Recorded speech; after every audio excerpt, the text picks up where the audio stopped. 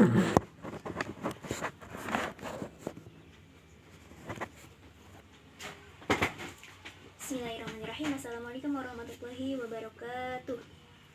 Alhamdulillahirabbil alamin wa bihi nasta'in wa ala umuri dunya waddin. Wassalatu wassalamu ala asrofil anbiya'i wal mursalin wa ala alihi wa sahbihi ajma'in, amma ba'du.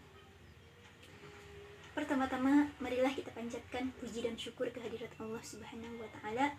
Salawat dan salam mudah-mudahan terlimpah curahkan kepada baginda kita, yakni Nabi besar Muhammad sallallahu alaihi wasallam.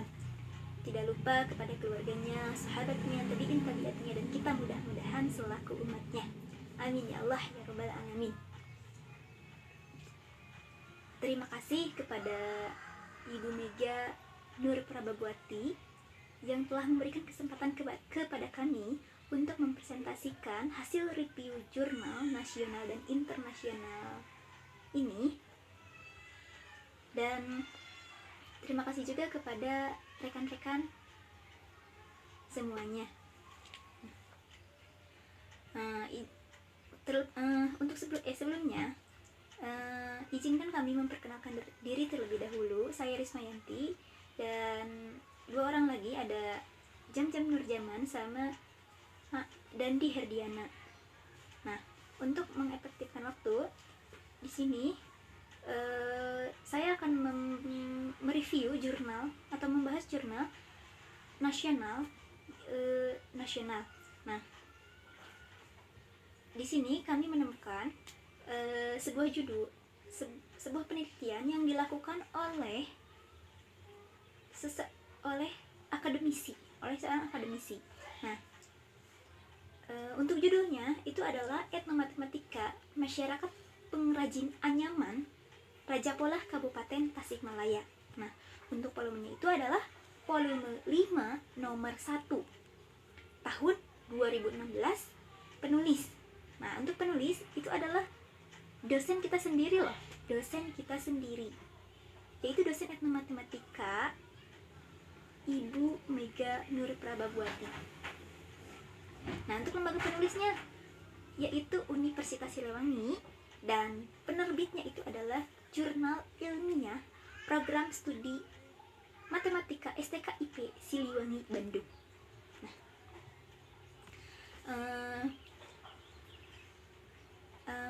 pada jurnal ini apa sih yang melatar belakangi si peneliti ini melakukan penelitian tersebut? Nah, pada dasarnya matematika itu dianggap sebagai suatu yang netral dan terbebas dari budaya, atau budaya itu adalah kultur. Nah, matematika dipelajari di sekolah secara umum, pembelajaran melalui fakta-fakta, konsep dan materi. Nah, matematika kebenarannya yang objektif dan dirasakan jauh dari realitas kehidupan sehari-hari. Ya, kehidupan sehari-hari. Nah, menurut ahli nih, menurut De Ambrosio, pada masa sebelum dan di luar sekolah, hampir semua anak di dunia telah menjadi matere. Apa itu matere? Yaitu mereka yang mampu mengembangkan kemampuan untuk menggunakan bilangan, menghitung, dan menggunakan beberapa pola inferensi. Tetapi seorang individu yang dengan sempurna telah mampu menggunakan bilangan, operasi bentuk geometris dan gagasan, ketika dihadapkan di sekolah pada pendekatan yang sama sekali baru dan formal melalui fakta-fakta. Nah, sebagai akibat terbentuklah penyumbatan psikologis yang tumbuh sebagai penghalang antara perbedaan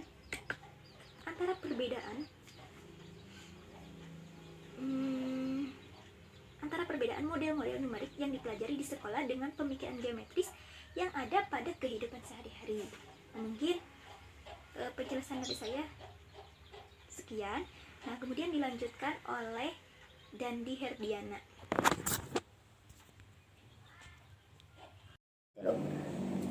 Langsung ke pembahasan.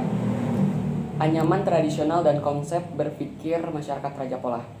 Nah, di Raja Polah sendiri ada 3 jenis material yang digunakan untuk pembuatan anyaman. Yang pertama adalah dari bambu, yang kedua dari pandan, yang ketiga dari mendong.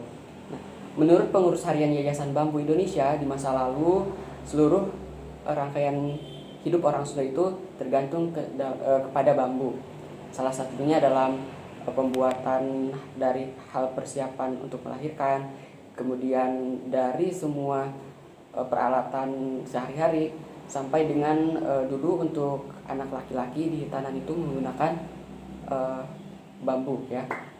Kemudian menurut pendiri rumah baca buku Sunda, Sasmita, nah beliau menyebutkan bahwa pada boboko atau tempat nasi bentuknya yang memiliki bentuk yang unik, di mana atasnya itu berbentuk lingkaran dan bawahnya itu berbentuk persegi. Di dalamnya itu terkandung filosofi orang Sunda, yakni tekad kudu bulet, hirup kudu masagi. Artinya kita harus memiliki tekad yang kuat dan juga kehidupan yang tidak goyah dalam kehidupan ya. Jadi tidak mudah goyah seperti itu. Kemudian selanjutnya ide matematis. Etnomatematika muncul sebagai konsep baru yang merupakan pengaruh timbal balik antara matematika, pendidikan, kemudian budaya, dan juga politik. Etnomatematika dinyatakan sebuah kajian terhadap ide-ide matematika pada masyarakat yang primitif. Kemudian penelitian etnomatematika dalam ranah pendidikan dapat digunakan untuk mengungkapkan ide-ide yang terdapat pada aktivitas budaya tertentu. Kemudian lanjut ke pemanfaatan etnomatematika kerajinan anyaman Raja Polah dalam pembelajaran kajian geometri.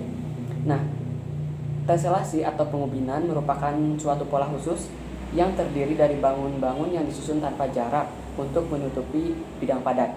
Prinsip teselasi banyak diterapkan dalam kehidupan sehari-hari, seperti pemasangan ubin, pembuatan motif kain, desain pola wallpaper, dan sebagainya. Bangun-bangun geometri yang dapat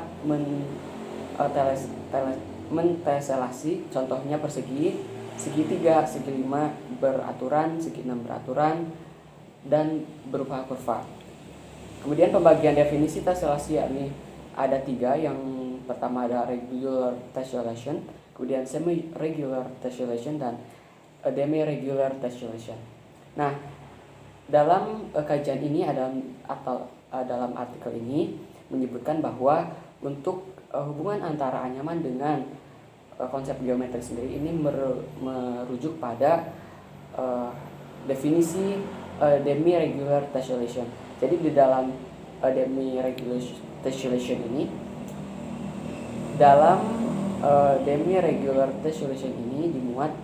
dikatakan bahwa anyaman ini memiliki teselasi ya. Dapat dikatakan bahwa beberapa kerajinan anyaman Raja Polah terkandung unsur matematika.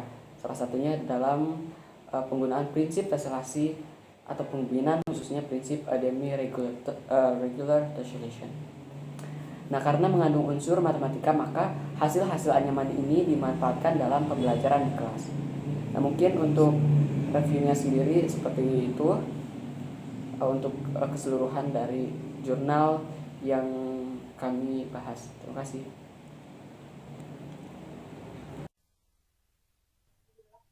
Assalamualaikum warahmatullahi wabarakatuh. Sebelumnya perkenalkan, nama saya Jamjam Nurjaman. Di sini saya akan menjelaskan tentang isi dari jurnal yang kelompok kami review, yaitu Study of Ethnomathematics, a Lesson from the Baduy Culture. Langsung saja kepada pembahasannya. Judul jurnal yaitu Study of Ethnomathematics, a Lesson from the Baduy Culture, atau Studi Etnomatematika, sebuah pelajaran dari budaya Baduy. Dengan penulis yaitu Andika Ari Setiawan dan kawan-kawannya yaitu Didi Suryadi, Tatang Herman, dan Cece Rahmat. Jurnal ini terbit di International Journal of Education and Research volume 2 nomor 10 bulan Oktober tahun 2014.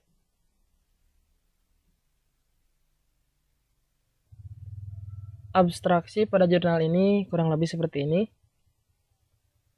Artikel ini membahas tentang etnomatematika masyarakat Baduy yang mengabdikan diri pada elemen teknologinya dan nilai-nilai luhur yang mendasarinya. Meskipun tidak satupun masyarakat Baduy yang bersekolah secara formal karena adat melarangnya, namun cara berpikir dan nilai-nilai kehidupannya sangat menarik untuk dipelajari, terutama dalam teknologi anti tikus berbasis matematika dan fisika teoritis yang logis dan benar. Setelah melihat abstraksi, kita tahu bahwa orang-orang Baduy ini tidak ada yang menempuh pendidikan formal seperti sekolah dasar, sekolah menengah, dan lain-lain. Akan tetapi, karena mereka tidak menempuh pendidikan formal, bukan berarti mereka tidak tahu belajar atau tidak pernah belajar. Justru masyarakat Baduy ini lebih mempelajari sesuatu hal itu dari apa yang dia lihat di sekitarnya, yaitu dari alam. Berbeda halnya dengan kita yang hanya belajar teori di kelas. Justru pengetahuan orang Baduy karena didasarkan pada alam atau apa yang dia lihat, maka keterampilan hidup mereka tentang bagaimana bertahan hidup, memenuhi kebutuhan, dan lain sebagainya itu jauh lebih baik daripada seseorang yang hanya mempelajari secara teori di kelas. Karena terkadang teori itu tidak sama dengan kenyataan sebenarnya. Sehingga, jika kita mengaitkannya dengan pembelajaran matematika di kelas, maka diperlukan mata pembelajaran atau mata pelajaran yang konkret dalam matematika untuk menarik minat siswa dan membuat siswa memahami masalah nyata apa yang dapat diselesaikan dengan masalah matematika ini.